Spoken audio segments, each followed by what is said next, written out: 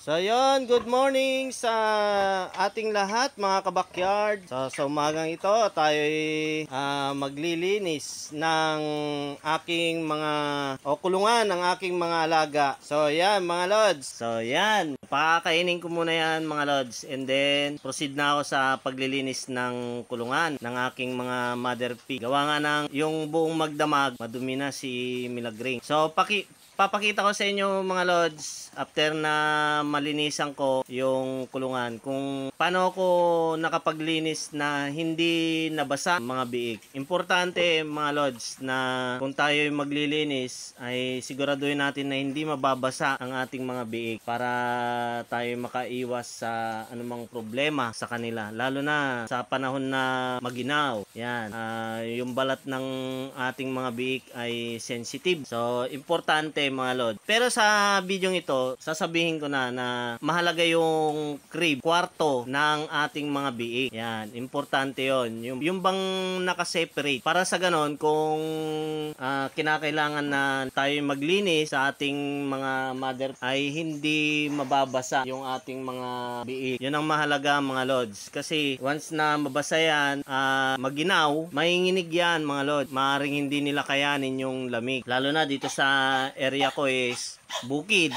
Yan, open air. Kaya sigurado pag sila'y nabasa, makakaramdam sila talaga ng ginaw. So yun, napaka-importante yun mga lods. Tapos yung aking ginagamit sa paglilinis, una, brabrashing ko yan ng tubig. Yan, tubig na malinis. Siyempre, yung running water mga lods para mabilis. Brabrashing ko yan, and then after kong mabrush yung buo, and then babanlawan ko ng tubig na merong halong Major D, yung pang disinfect. Yan, para sigurado na yung mga mikrobyo na nakakapit kahit sa katawan ng mother pig mga lod ay pwede nating gamitin yan.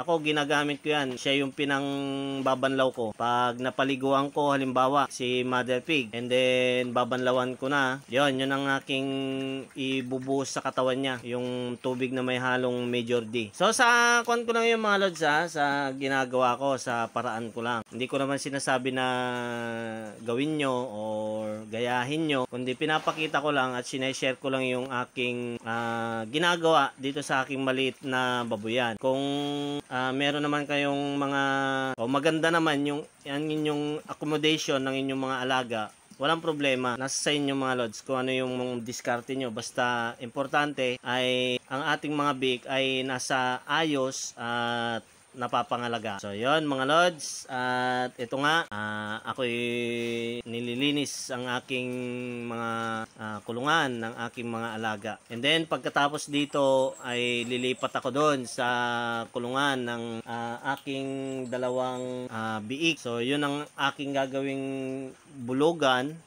Yan yung lalaking barako, lalaking baboy, at yung isa, yun yung gagawin kong inahin. Yan, Lord Will. So, plano ko kasi mga lods ay magdagdag pa ng inahin. So, ngayon, meron akong tatlong inahin, and then yung gagawin kong isa. At dito sa biik ng aking alaga, itong biik ay kukuha ko ng isa na gagawin kong inahin. And then, Lord willing, dun sa anak ni Sunshine, yung isang inahin ko na nasa likod ng bahay, yan, kukuha pa ako dun ulit ng isa pang gagawin kong inahin. So, sana nga ay tayo'y pagpalain ng Panginoon sa pag-aalaga ng ating mga baboy. So, sana mga lods ay makapagbigay ng inspirasyon ito sa inyo, lalo na sa mga baguhan na nagplaplano na mag-alaga ng mga ganito, baboy. Yan. So,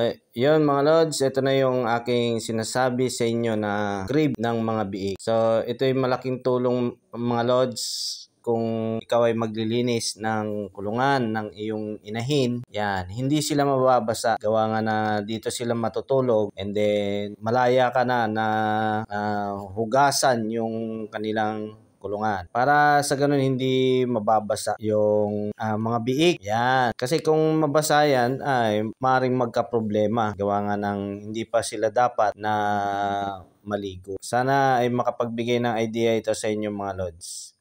So madali lang naman yan na gawin. Kung meron kayong mga kahoy-kahoy dyan na rita-ritaso, pwede nyo nang gawin yan na pinaka-crib ng mga biik.